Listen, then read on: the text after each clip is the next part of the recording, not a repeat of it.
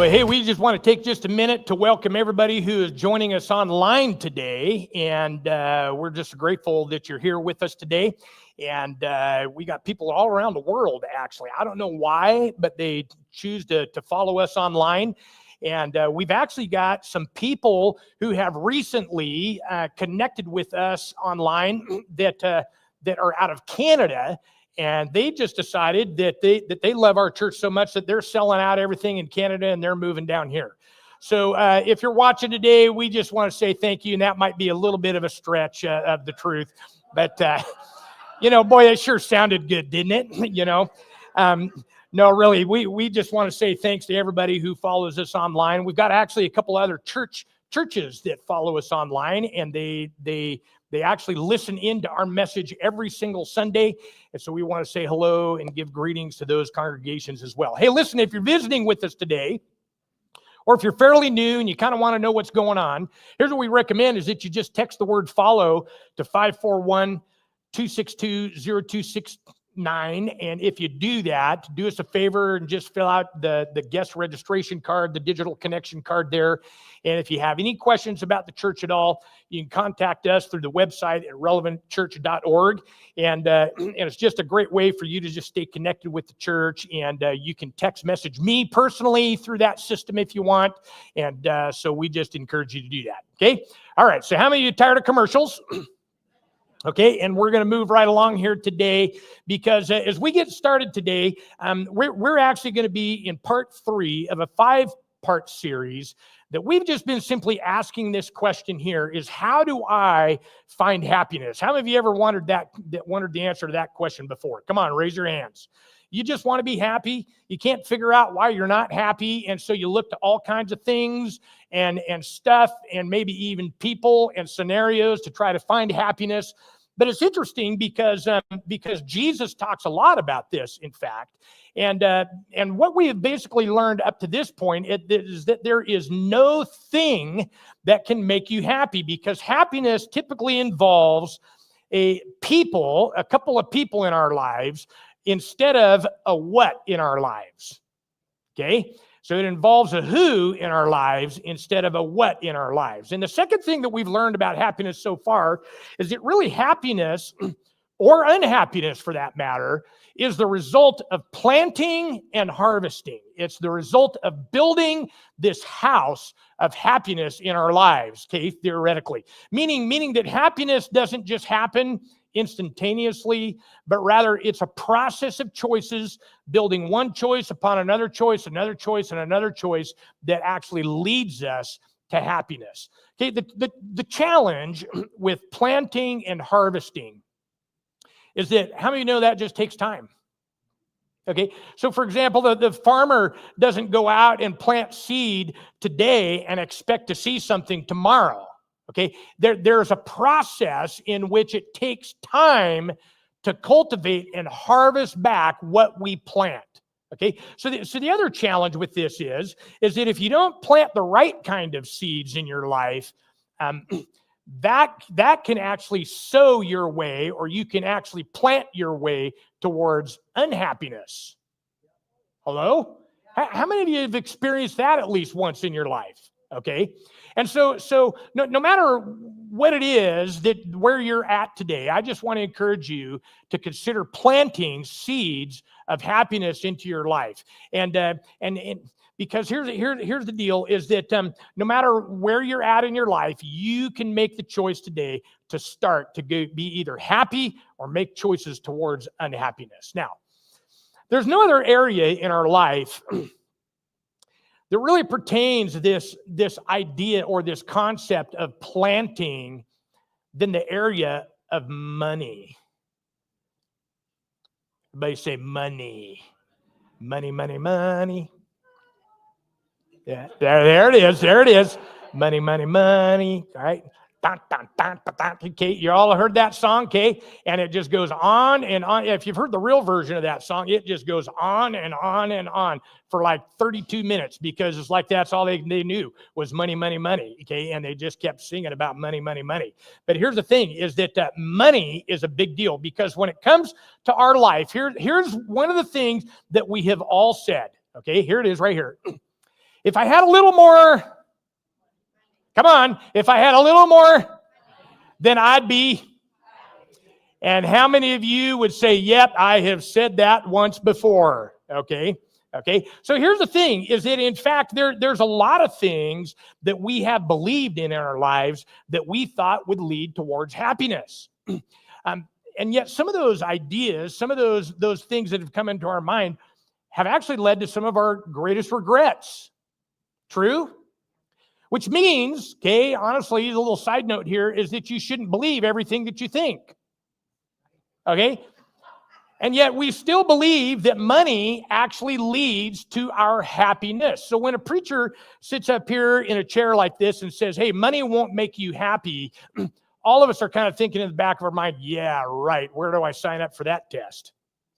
Because I'd like to try that one. Okay? I'd like to be involved in that experiment. Okay? Because we all know that we need one or two people in our life to kind of help us along in life. But the reality of it is that we think money is a bigger part of the equation to our happiness than anything else. And the truth of it is, okay, I'm just here to tell you, there's a lot of truth that there is a connection between money and your happiness. Okay, we're not denying that today. There is a big connection between those two. But here's where our thinking gets a little bit kind of screwed up a little bit. Okay, and here's where we kind of get twisted a little bit, is that it's on this word more. That if we say, if I had a little, come on, more money, then I would be happy. If I just had a little more money, it wouldn't matter who was around me because I would still be happier. And yet, here's the thing, is that most of you in this room today are making more money than you ever have in your entire life. You have more income coming in than you ever have in your entire life. And yet you're still looking for what? More of it and more happiness. Okay, so as we navigate this topic today, I just kind of want to throw a couple of questions your way to kind of set up the punch here for a little bit later, okay? And we'll talk about some sweet applications that Jesus gives us. But I just want to just ask you this simple question, because I'm not sure that you even know, okay? But here's the first question. How much more money do you need to attain your happiness? How much more? I mean, that's just a great question. Is it $100 a month? $1,000 a month? $10,000 a month? $1 million? I mean, how much more money do you actually need to find your happiness? Because the reality of it is that I asked that question and most of you don't have a number. You have no idea how much more it would take you to become happy. Okay. In fact, we've all said, if I could just make $1 more an hour, my life would be so much happier. How many of you ever said that once? Okay. And yet you eventually got that $1 more an hour raise, and guess what? You weren't happy, right? Okay. So here's the second question that we're going to ask today. How much more money do you need to attain peace? How much more? Now, believe it or not, the answer to these two questions, okay, how much more money do I need to attain happiness? How much more money do I need to attain peace? The answer to those two questions are actually the very exact same answer, okay? And you probably have never thought about this. But here's the thing, is that whether you have a little bit of money, lots of money, or you land somewhere in between, the answer for you is the same, and it's this, that I need more money than I have right now. That's what will make me happier. And that's what we all say to ourselves, if I just had a little bit more. Now, this is so important. This is just such a key thing, okay? Because if you're a young adult, you are in the phase in your life where you absolutely believe that this right here is truth. That if I just had a little more money, I would just be happy. If I just had more money than I got right now, I could find happiness and all of my worries, all of my problems would be solved. And you honestly believe that, okay? But for some of you, you've kind of moved to your middle ages or even a little bit beyond that, and you have come to the idea and come to the reality that that you kind of wish that you could go back into your 20s and do something different with the money that you earned back then and have a refresh. Hello? Okay, you older people, help me out here, right? Hello? Okay. Because no matter how much money you have right now, what you drive, where you live, what toys you own, the answer to these two questions remains the same as it relates to our happiness and our peace, that all I need is just a little more money than I have right now. And the truth of it is that there is a connection between money and your happiness, but it is not found in the answer of more. Because you know people, okay, we all know people who have lots and lots and lots of money, but they're not happy. Hello? Okay, I have a friend of mine that I grew up with. He started an internet company, and he sold that internet company for $500 million. Everybody say billion. $500 million. And if you talk to him deep down inside, he was never happy. Okay? So we all know people who have lots and lots and lots of money, but they're not happy. But here's the thing, is you also know people who have more people or who have more money than those people who have lots of money, and they're not happy either. And yet all of us, we all know a person or two who has less money than all of those people, and yet somehow they're just happy people. So there is a connection between our money and our happiness, but more is not the right answer. Instead, the only way that money can bring happiness, check this out, is right here, is when it is, come on, say it with me, managed. Come on, say that with me. When it is managed. Okay, come on, let's try it again. Let's try it again. Okay, here we go. The only way that money can bring happiness is when it is managed is the key word. Okay, that is how well you control it. That is what you do with it. That is what you spend it on. That is how well you save, whether you control it or whether it controls you. Now, throughout this series, we have basically concluded that anything that undermines our peace undermines our happiness, which means that if that's true, how we manage our money plays a huge role in the peace in our life. Hello? Okay, so if you have your Bibles, I want you to turn to Luke chapter 16. We're going to read this amazing couple of verses here that Jesus talks about. And actually, you might have read these verses before and had a little bit of confusion. But what we're going to basically discover today, okay, I'm just going to give you kind of the broad brushstroke, is that Jesus basically says that if you don't manage your money, then your money is going to manage you. Okay? And so we all know what it feels like to have mismanaged our money before, don't we? Spent a little too much and now you got bills to pay. Spent a little too much and you got something coming up. Spent a little too much and you lack some peace. Why do you lack peace? Because you overspent, but bills are now due and you feel out of control. And whenever you're out of control, you start having anxiety. And whenever you have anxiety, that leads to stress. And whenever you're stressed, you're not happy.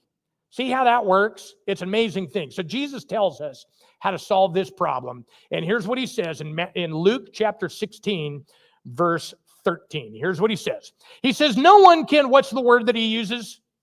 Come on, say it with me. No one can serve two masters, for you will hate one and love the other, or you will be devoted to one and you will despise the other. To which, as we read this today, the first thing that comes to our mind is, well, first of all, Jesus, I don't have a master. I do what I want, when I want, with who I want, and I just manage my own life. Nobody is the master of me, okay? But then tax season rolls around and you say, oh yeah, I forgot about that one, right? Okay? But then Jesus, what he wants to do here is in this very next phrase, he actually talks about who these two masters are. Okay, and here's what he says. He says, you cannot serve who? Okay, God's the first master. He's the first one who wants to be a master of your life. You cannot serve God and be what? Enslaved to, what's the word? Money. Okay, so let's talk about this here for just a minute, because if you were to look at the original language in which Jesus actually spoke this, you'll recognize that this little word money here is kind of actually a bad translation into our English language, because you might have actually heard the word, if you grew up in church, you might have heard the word mammon. Anybody ever heard of that word, mammon? Okay, that you cannot serve both God and mammon. To which, when I was a little boy, I always used to wonder, well, what in the world is mammon? In fact, I got it a little bit confused when I was young, and I used to think, mammon, who in the world would ever want to serve a big woolly mammoth? And I just wondered, why would anybody want to do that? But it's not mammoth, it's the word mammon. Okay, so mammon. So now let me just help you here, because when Jesus talks about this phrase that you cannot serve God and be enslaved to money, what he's really saying is that money or mammon, whichever thing you choose to use, okay, it really means the stuff that we desire. Okay, in the broadest form of this word, Jesus is just saying, look, you cannot be devoted to God and be devoted to the stuff that you desire. Okay, so here's what I want you to understand is that stuff, it certainly includes money, but it's broader than money, this word that Jesus uses, because it's everything that you want. It's everything that you desire. It's the stuff that you have. It's the money that you spend on to buy more stuff with. Okay, it is a big context of everything that you desire. So here's the thing, is when we talk about mammon, or when Jesus talks about that, this includes stuff that's sitting in your garage. It includes stuff that's sitting in your shop. It includes your car, your clothes, your shoes. It includes what you drive, what you don't drive, where you travel. It includes all the sports that you desire. It includes all the entertainment that you desire, all the pleasures that you desire. It includes all of that stuff. It's just stuff that you desire. That is mammon.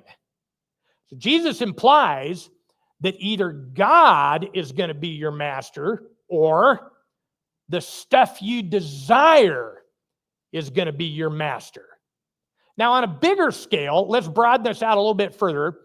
What I think Jesus is really implying here, as it relates to either God being our master or mammon being our master, or this stuff that we desire, is this: is that the biggest competition to your relationship with God is the stuff that you desire. And stuff is everything. Stuff is everything that you desire. Anything that you desire. More vacations? Mammon. More trips to Disneyland? Mammon. Newer cars? Mammon. More money? Mammon. Anything that you desire is constantly in competition with your relationship with God. To which, when we hear this, we sit back and we say, well, I kind of maybe agree with that, Pastor Brian, but we push back still a little bit, and we say, but Jesus, the reality of it is, though, is that I don't really love my stuff. I don't really love this stuff that I desire, and I certainly don't serve it. To which Jesus would basically reply to you and I and say, yeah, but being devoted to that stuff that you desire, chasing after that stuff that you desire, is the same thing as loving it. That you have a strong attachment to it, that you've got your eyes on it, that you can't let it go, that you can't resist it, that it is what drives you in all of your decision making. In other words, you may not like the word love, that you love this stuff, that you serve this stuff. You may not like that word, but in this context, what Jesus is saying is that you're really devoted to that stuff. And it means the same thing. And that stuff, your desire for that stuff, is in competition with your relationship with God. Okay, so when you look at all of the Bible and you think about all the stuff that the Bible talks about, all of the desires that you are chasing after, all of the money, anything that has to do with money, income, stuff, possessions, all that stuff, I've summarized like 3 words that consistently come up in the Bible that all drive towards the stuff that we desire. Okay, so what I want to do is I want to give you just 3 simple words that the Bible specifically addresses as it relates to your desire for stuff. And here's the first one. The first one is this right here, that the Bible versus our desire for stuff talks about the word, come on, say it with me, greed. Now, greed is basically the assumption that all my stuff is all for me. That's what greed is. That it's the assumption that what I have, everything that is in my possession, everything that my name is on the title to, everything that is in my possession, in my safe, in my shop, in my garage, in my car, the stuff that I'm wearing, that all of that stuff is mine. My little precious. Mine. That's what greed means. Now, let me just give you the biggest problem that we have with greed. Is that you and I, we never, ever, ever see greed within ourselves. We always see it in other people. We're always quick to point it out in others, but we never see it in ourselves. The question is why? Well, because greed honestly believes, well, if it's in my possession, then it's for me. And we believe that. Greed says, look, I'm the one who earned it. I'm the one who paid for it. I'm the one who is paying for it. Okay, it's mine. Don't touch it. It's all for me. Mine, mine, mine. That is greed. So think about this here for just a minute.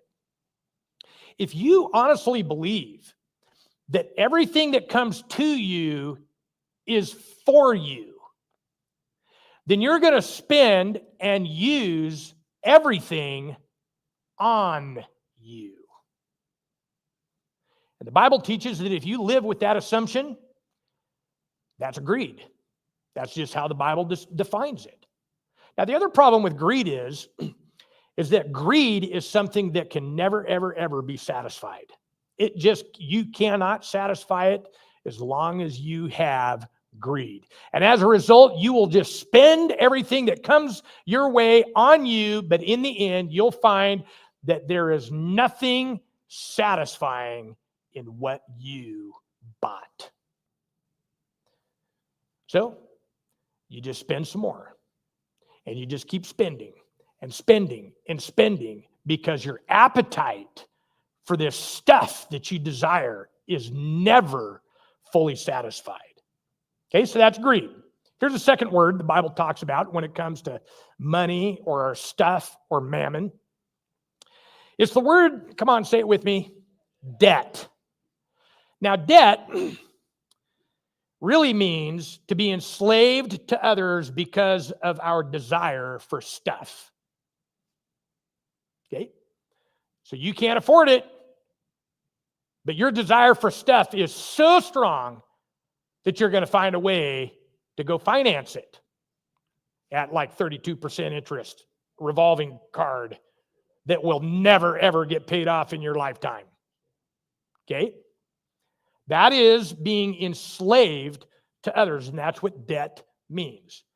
Now, we typically don't think of debt as the idea of being enslaved. We don't put those two words together. But anytime, okay, just listen to me.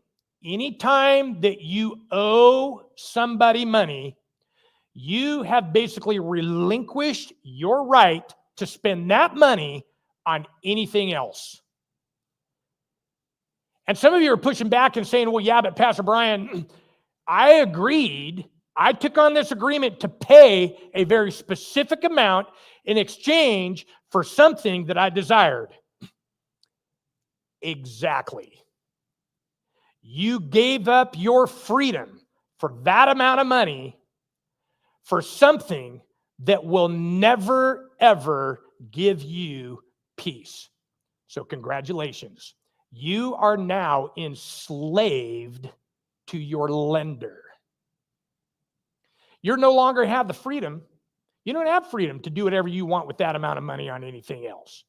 You are now obligated to pay no matter if you can pay or if you don't want to pay. And now you're in big trouble. So here's just a couple thoughts. Okay. We're going to kind of pound this out here a little bit, hammer this out, massage this, however you want to describe this. Okay. Let's just, everybody take a deep breath. Okay. I just want to give you a couple things to think about here. Okay. Some of you are like choking. Okay. Now, I just want to give you a couple thoughts to think about, okay, to kick around as we're talking about all this. And the first thing is this. Now, I didn't come up with this. Somebody else did, but I loved it. And they said this, that I want is better than I owe. I want something is better than I owe on something. Now, here's the thing, is that both of these statements, I want and I owe, both of those statements lead to this enormous tension in our lives and in our minds because they just do. But only one of those things leads to the reduction of debt. True? Okay, now check this out. When you want something, when you desire for something that you don't have, your mind, I'm just telling you, your mind will not stop working to try to find a way to possess that thing until, number one, either you get it, or number two, something better comes along. Your mind will just chase after that and chase after it and chase after it until you get it or until something better comes along. All of us have lived long enough to know with the tension, and which one of these tensions is better, the I want tension or the I owe tension. We all know what that feels like. And we've all learned that, honestly, if we were to admit to ourselves that it's better to live with the I want and I don't have than to live with I owe and I can't pay. We've all been there, haven't we? Listen, you are always, always, always going to fight one of these two tensions. I want versus I owe. You will always fight that because you're always going to desire to have more stuff. But debt happens when you give in to that desire and you purchase more stuff when you can't afford it, which means that your devotion, that your desire for stuff is literally leading you into slavery. You'll never be happy when you owe on things that you wish that you'd never purchased before. And you can't afford to make the payments. You're just never going to find happiness. Okay. But so that's the first thing that I want you to be aware of, is that I want is better than I owe. Now here's a couple other comments here. The other problem with debt that you may not have known or even considered is that I want stays between you and who? That stays between you and God. Why? Because now we're talking about a heart issue. Now we're talking about what it is in our heart that we really desire. And so I want stays between you and God. And so you pray, God, I really, really want, please, please, please, God, give me, help me, give me, God, I want it. And God says, well, hold on a minute. Not right now. Just hold on. Be patient. Let me work some things out. You can't afford it right now. If you buy it, you're going to regret it. And we go, oh, God, I got to go have it. Listen, at this very moment, what you're dealing with is a heart issue. And that heart issue has to do with you and God. You're wrestling with the idea of who you're going to be devoted to. Are you going to be devoted to God, or are you going to be devoted to the desires that you're chasing after? Okay, so that's the first thing that I want you to know, is that I want stays between who? You and, okay, but check this out. The moment that you borrow money, check this out, I-O is between you and the creditor. I-O is between you and your creditor. No grace, no mercy, got to pay it back in debt. They don't care if you got food in your cupboards or not. They don't care if you like that product anymore or not. They don't even care if it works anymore or not. The only thing that those creditors buy into is the idea that you owe them. And I'm just telling you, they will hound you and pound you and hound you and pound you until they get what's theirs. Trust me, I know. And that's why we're talking about it. So here's my question, is which one of these would you rather be in business with? God or your creditors? That's the question. But here's the worst part of it. Okay, we're going to get worse before we get better. Okay. But just take a deep breath, try not to choke. Okay. The worst part of this whole scenario is, and this is the part that you probably have never known or been taught or never even come to believe. Okay, and I actually had to learn this the hard way. But the moment that you borrow money to satisfy your desires, check this out. God always takes the sides of creditors. And that, honestly, is the most scariest, depressing thing, because now the God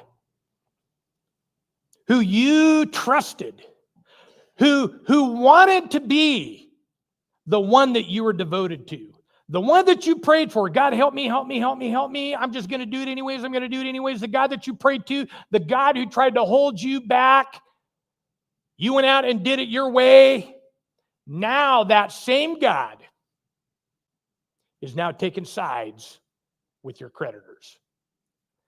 And until you pay it back, you will wrestle with, you will have tension with, you will be enslaved to the very thing that robbed you of your freedom.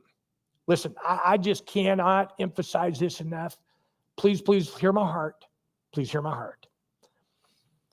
Don't ever be enslaved. Don't ever trade. Don't ever trade your peace for something that can't bring you peace. Because if you do, you will not ever experience happiness. And that's why I want is better than I owe. Okay, now, I just, as a caveat here, obviously there are times when you got to borrow a little money to pay for a house and a car, those types of things. That's not what we're talking about here. Okay, we're talking about this overextending yourselves to the point that you can't afford it. Okay, I'm just being obvious here because some of you are like, oh boy, Pastor Brian, here we go. Okay. Either way, whatever you choose to do, you're enslaved to who? And who's God take side with? Okay, so here's the third word. Let's talk about the third word that the Bible describes as a contributor to all this stuff. Is this word, come on, say it with me, discontentment. Discontentment. That means you are not content. And really what this word means is you're not being satisfied. You are not satisfied with what I have right now. Now, here's the thing. I'm just going to help. This is just so easy for me because I found this to be true, and you probably will too after I teach you about this. But the thing that breeds discontentment more than anything, just point right here. Okay, go ahead. Take your two fingers and point right to your eyes. In fact, just look at the tips of your fingers, okay, because it is your eyes, it is your awareness of things that causes you to be discontent. That as you see things, as you become aware of what's available, suddenly now, whatever it is that you have now, that thing's a pile. I mean, you just got to go upgrade, right? I mean, you just got to change it out. You got to get the bigger one, a better one, a faster one, a nicer one. And your life just isn't going to be happy until you do. Now, how many times have you looked at Amazon or Facebook Marketplace and you thought to yourself, well, I didn't know they made that. Yeah, right? Okay. And suddenly you needed it. You're like, oh my, look at that. And in 30 seconds, you go from I didn't know it existed to I got to have it. And click the box and it's coming your way. Okay. Listen, your eyes, your awareness of things is a super powerful thing in your life. It is the driving force behind your discontentment. So here's the thing. If that describes you and you just are driven by discontentment, I just have this noble idea, just this thought, just a suggestion for you.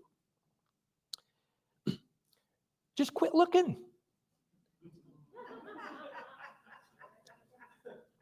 Okay? I mean, think about it. Just quit driving on to the new car lots. There's nothing there that you can afford, so don't go. Okay? If guns are your thing, quit going to the gun store. Okay? If boats are your thing, quit going to the boat store. If Harleys are your thing,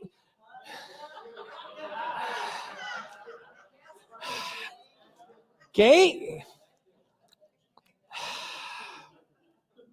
That doesn't count. Okay, are you tracking with me here? Are we all tracking? Okay, listen. Quit looking at what your friends have, at the better house, the bigger car, the faster car, the prettier car. Quit looking at everything that your neighbors are doing and everything that they got going on and what they choose to manage their money with. Because the moment that you become aware, your eyes look at something and you suddenly become discontented.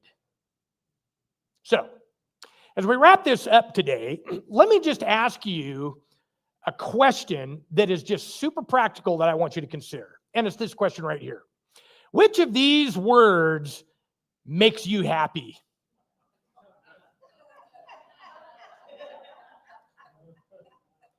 Is there anybody here who says, oh yeah, all three do? Okay. Is there any one word that makes you happy in your life? Absolutely not. Okay? Because none of these things lead to happiness. Now, let me just ask you a little sub question here is how much money would it take for you to eliminate your greed?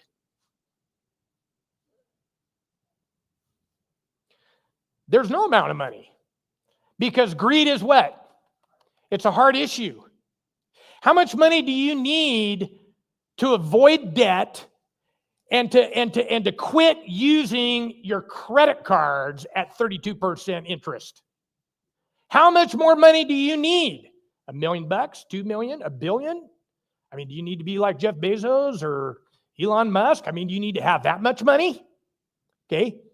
See, here's what I'm just trying to teach you is that until you learn to control your desires and control your appetite for stuff, you will continue to spend every stinking dime that comes your way and you'll have nothing to show for it except for a big old pile of debt. Okay, here's another question is how much money would it take for you to eliminate your discontentment? How much? How much money? See, you don't even know the answer to that, except for, just a little more. Pastor Brian, if I just had more. Okay, listen, this is why the more money thing doesn't work. Because the minute that you lay your eyes on something, you just got to have it, got to have it. And there's no amount of money that will eliminate that in your heart. So, what we're learning here today is that the only way that money can bring you happiness is when it is, come on, say it with me, Managed. It's all about who you choose to serve. God or stuff. Now, we don't think in terms of serving one or the other, that we think that we can do both, but you cannot. Because here's the thing. Who is it that you want to control your thoughts? Who is it that you want to control your desires? See, you cannot have both. They are both fighting for your devotion. And Jesus says it this way, that no one can serve two masters, for you will hate one and love the other. You will be devoted to one and despise the other. Which means when we read this, that God is very, very interested in helping you manage your finances. And maybe the first thing that you need to do is just pray a little prayer. God, help me to overcome these desires of my heart. Help them not to get in the way between you and me. Maybe that's where it begins for you. Okay, so listen.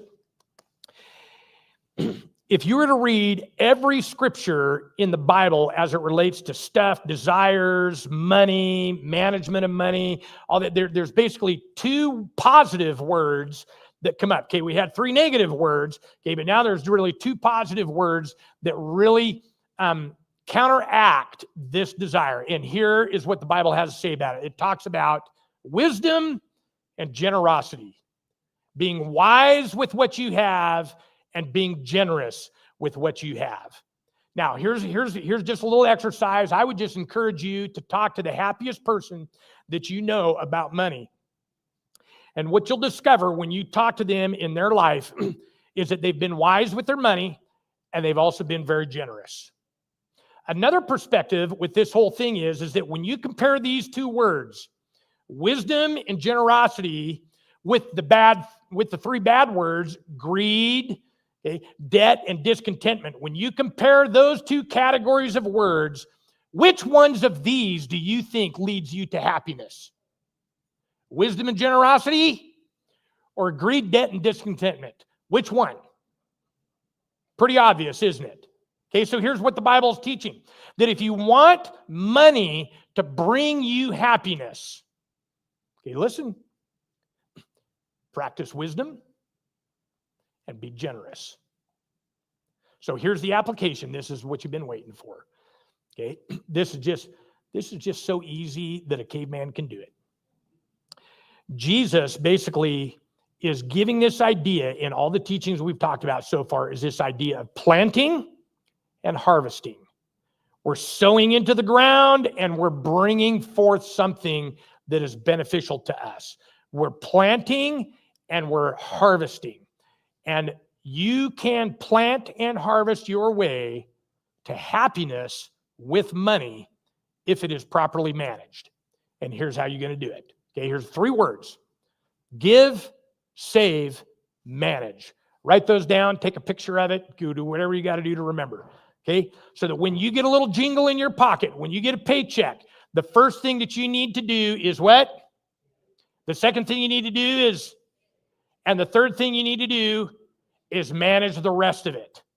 Manage the rest of it with wisdom and generosity. Okay, it's you might break it down into like a 10-10-80 percentage. Okay, maybe you're going to give 10%, maybe you're going to save 10%, and then you're going to manage the other 80% and live off of that with wisdom and generosity. Okay, so here's the thing that I want you to understand about all these words. Okay, is that the first thing that we learn is that giving actually creates joy and it overcomes the greed in our life. It just does. I don't know how, but that's what the Bible talks about, and it is abundantly true. Okay, that giving creates joy and it helps you overcome greed in your life. Because where greed says it's all for me, giving reminds us it is the antidote to that by saying, no. God is the one who blessed me with this, and God expects me to be generous. You see the difference? Okay, so what it does is giving enables you to develop a mindset that it's not all for me. Okay. And in the process, we receive a lot of joy when you can bless others. Okay. So that's the first thing. Okay. Here's the second thing I want you to be aware of is that savings actually creates peace and it overcomes debt. Okay. Isn't it amazing how this all works together? Okay. Saving creates peace and it overcomes debt. Okay. Whenever you have a little jingle in the bank, you will have peace. Now, if you're a Dave Ramsey fan or one of those big finance guys, okay, they talk a lot about just the idea of having a little emergency fund, okay? And the bare bones minimum that you should have in your bank is $1,000. And that is your emergency fund. You don't touch that unless you have an emergency. You wake up in the morning, you don't have it, you got a flat tire and you need to get that fixed. You have an emergency fund to pay for that so that you don't go out and put it on a. See how that works? And so it prevents you from going into debt, and it gives you a little peace of mind that if an emergency comes along, or if my paycheck is a couple days late because my boss didn't manage his money, now I've got a little bit. I'm not going to starve. I can feed my babies. I can pay the electric bill so it doesn't get shut off, okay? Because saving always creates peace, and it helps you overcome debt, okay? Here's the third thing that I want you to understand, is that managing, and I don't know what happened here on this slide here, okay, but managing creates freedom, and it overcomes discontentment. Okay, it happens every single time. This is a hard, fast rule that you can live by. Okay, so here's the reason why. Freedom happens when you manage properly. And when you're managing, you are working on this discontentment problem that you have in your heart. So listen to me. Okay, listen. My name is Brian. I'm your friend. Okay, I'm trying to help you. Okay, you just need to decide right now that you are not going to spend more money than you make. You need to decide right now what percentage of this you're going to manage with. How much are you going to give away right off the bat? How much am I going to save right off the bat? You need to decide right now that I'm going to manage my life to only live on 80%. Maybe it's 90%, or maybe it's less than that. Maybe you choose, hey, you know what? I'm going to live off of 60%.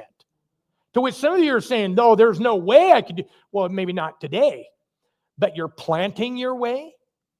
You're planning your way. You're managing your way towards those goals, and eventually you are going to reap a harvest.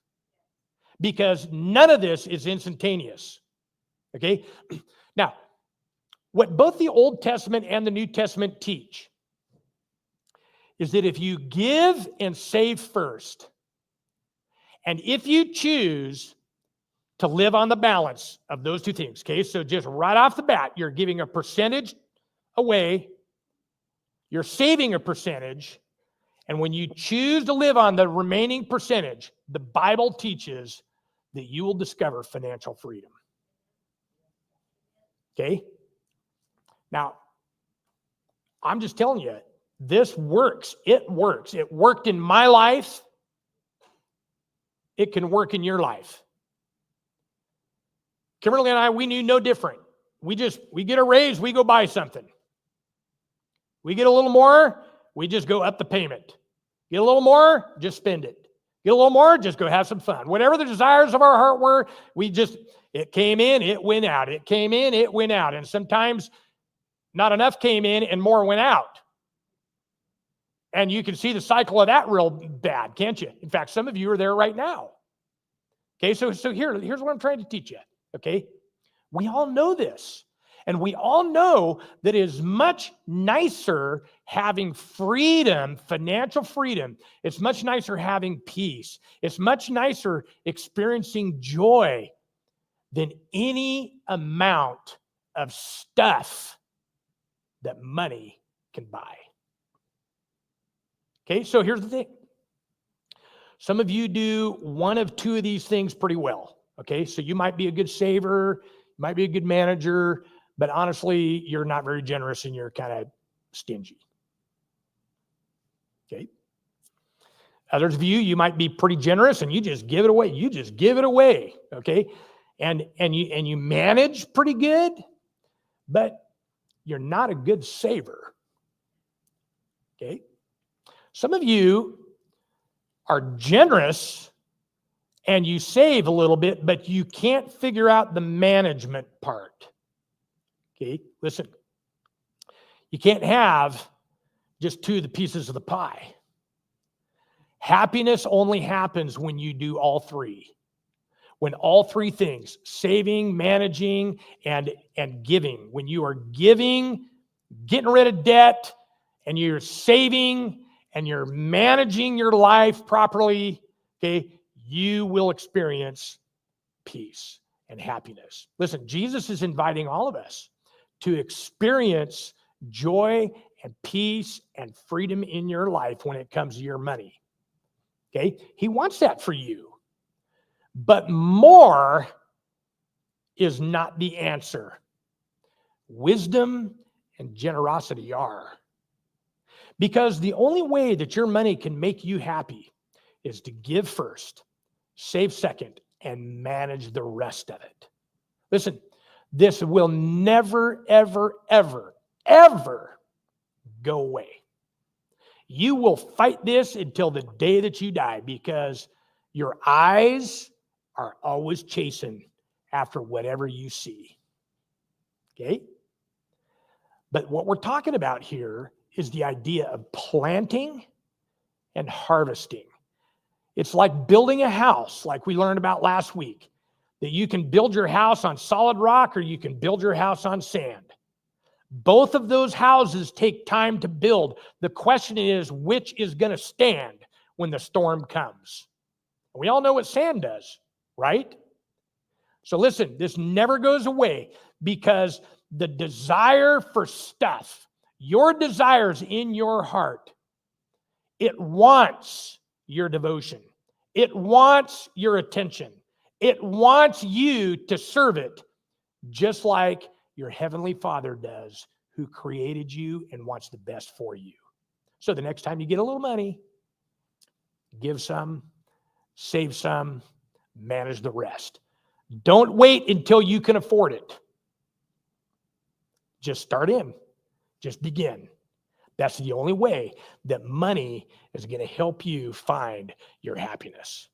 Now, I want to invite you to stand to your feet because I want to pray for you, because some of you are in a situation where, boy, I tell you, it just, maybe the economy hit you wrong or the war hit you wrong and it affected your line of business. And now you're just kind of hanging by a thread and you're not thinking in terms of giving, saving, and managing. You're just thinking in terms of survival. Or maybe you're somebody who you have planted your way into debt.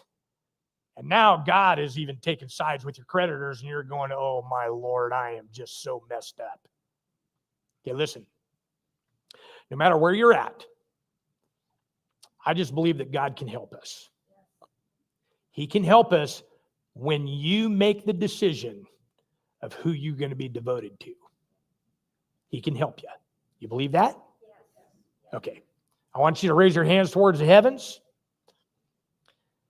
I want you to pray this simple prayer. Dear Jesus, help me to serve you and serve you only. Help me to be devoted to you and not my stuff, not my desires. Give me strength to manage these things. In your name, amen. And so, Jesus, that's our prayer today. I just pray this blessing over everybody today. That, Lord, that what we're really talking about is a heart issue. And God, you know that I deal with the same thing, just like everybody else does. I get on Amazon, I get on Facebook Marketplace, I walk through the store, I do the thing, and I think, oh boy, that's good, that's great.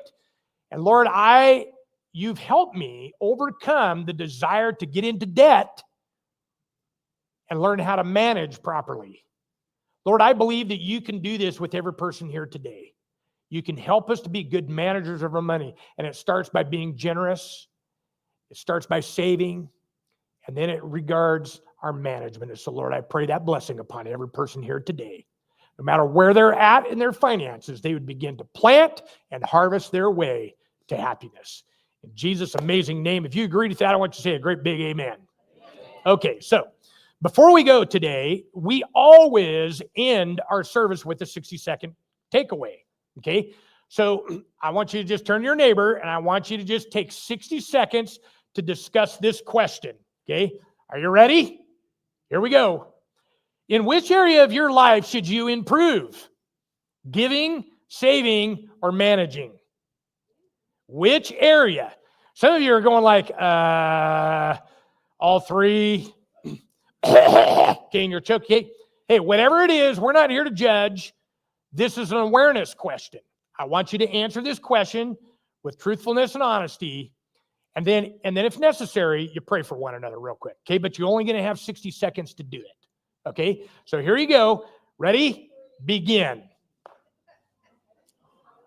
Joining us for Bible Therapy today. We're so glad you're part of our online community. Please like, subscribe, or leave a comment in whatever platform you're watching us from. This action helps us know you're there and helps us expand to other viewers. You can also connect with Pastor Brian and Relevant Church by sending email to reachus@relevantchurch.org or text the word follow to 541-262-0269. We're so glad you joined us today. We hope you will join us again next week. And we also invite you to watch more of Pastor Brian's Bible therapy sessions on YouTube and connect with us on Instagram and Facebook at Relevant Church, Oregon.